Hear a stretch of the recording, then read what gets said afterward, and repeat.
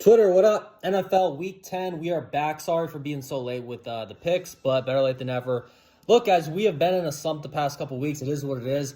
That's what happens when we're gambling, and there's probabilities involved and nothing's guaranteed. Anyways, it is what it is. With that being said, we're still up for the year, and we're still up overall a good amount since starting this channel last year. So all we can do is ride it out until we break through the slump, and hopefully it's this week. We'll see. So this week, we have a lot of investment in the Los Angeles Chargers. So our first play, we have 3 plays this week. Our first play is going to be the Los Angeles Chargers money line minus 150 for 1 unit, hosting the Pittsburgh Steelers. Look, guys, I think the Steelers are fool's gold.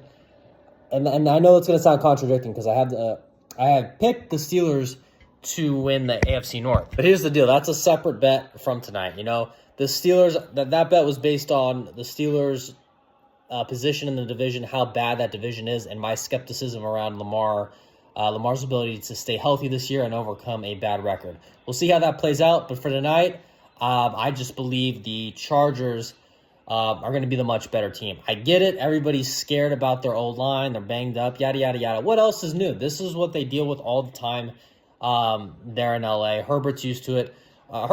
Side note, Herbert has to have the best stiff arm in the league for a quarterback. I see this guy would be sacks every week from other guys, and he just stiff arms them and makes a play. Very, very underrated ability of his. Anyway, the Steelers had the big moment last week. They beat the best team in football, the 7-2 Colts, or 7-1 when they played them. And I think they have a letdown spot this week. I think everybody saw one good week out of the Steelers defense and said, oh, they're back. They figured it out. I'm not so convinced. We've seen absolute dog shit for the majority of this year from the Steelers defense, and I'm just not sold that it's magically cleaned up in 1 week. I mean, it's a week-to-week league, and I don't like to overreact just off of 1 week's data. So I think they're going to get torched tonight. We'll see what happens. And another big thing for me in this game is the weapons, man. Like, you watch that Steelers game against the Colts.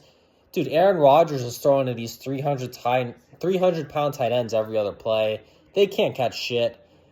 And they just don't have any real weapons aside from DK Metcalf. It's very limited in what they can do. Chargers, on the other hand, they have a lot of young weapons, and they can throw to whoever they want. They have three, 4, 5 different guys they can throw to, where Aaron Rodgers really has DK Metcalf. That's about it. So we'll see. I just think there's a big discrepancy there. I have a lot more faith in Herbert than I do Aaron Rodgers, who can't move too well and is, tail end of his career here. Also, the public is highly on the Steelers here, which is rare for them to be on an underdog, which makes me like this even more. Everything I have going today involves the Chargers. So look, maybe I'm dead wrong on this. I'm not God here, but I just feel like the Chargers have a very, very, very high percent chance of winning this game. So that's why I based today around the Chargers. So our first play, Chargers money line minus 150 for 1 unit. Okay, second play is going to be a 2-team parlay. We're going Chargers money line with Patriots money line. I don't need to explain any more on the Chargers.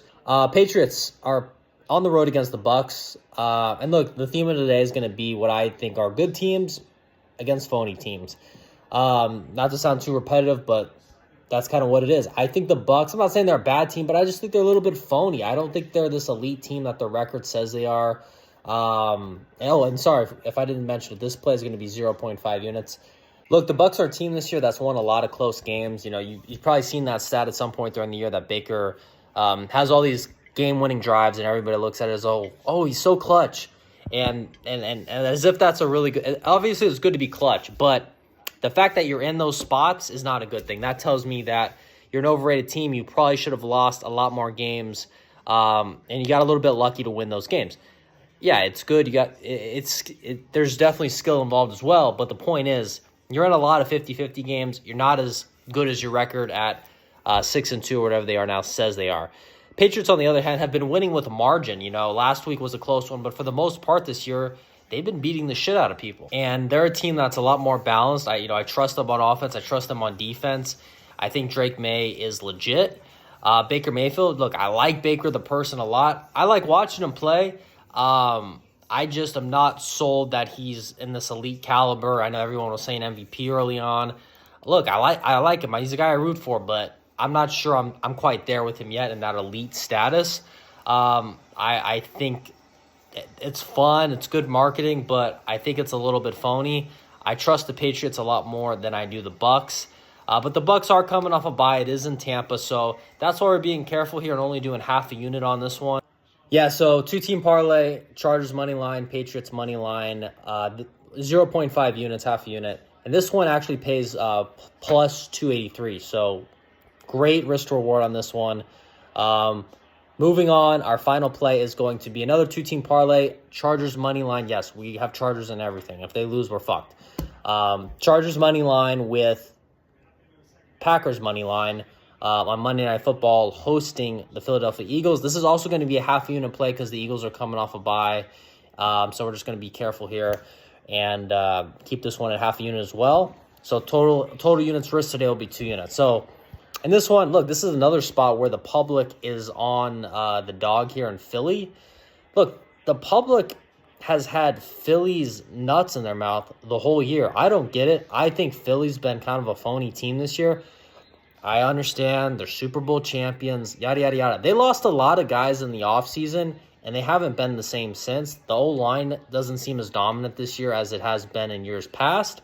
And Jalen Hurts is kind of hit or miss. Yes, he had a good game last game against one of the worst defenses in all of football and one of the dumbest fucking coaches to ever coach in Brian Daboll. Oh, side note, that's another reason why I like the Chargers.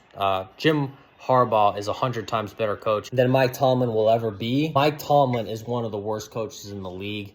Don't he is absolute fool's gold. Do not buy into him. I've been saying this for years.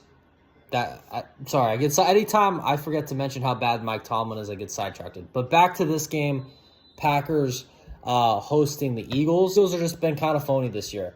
And, you look, again, kind of like the Bucks. The Bucks won a lot of close games that could have went either way. Philly won very similarly, probably even more so, should have lost a lot of these games. You look back to week 1 against the Cowboys. CeeDee Lamb doesn't drop 3 balls at the end of the game. The Eagles lose that game.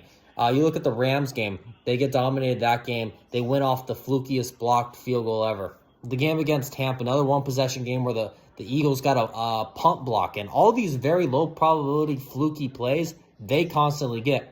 The other day against Minnesota, another one-possession game where if they don't get a pick 6 in that game, they probably don't win that game. And there's probably one more in there I'm forgetting. But my point is they've had a lot of those games this year that they've been very fortunate to win. So the Packers, on the other hand, I think this is a great spot for them. They laid an absolute egg at home last week as double-digit 2-touchdown favorites against the Panthers.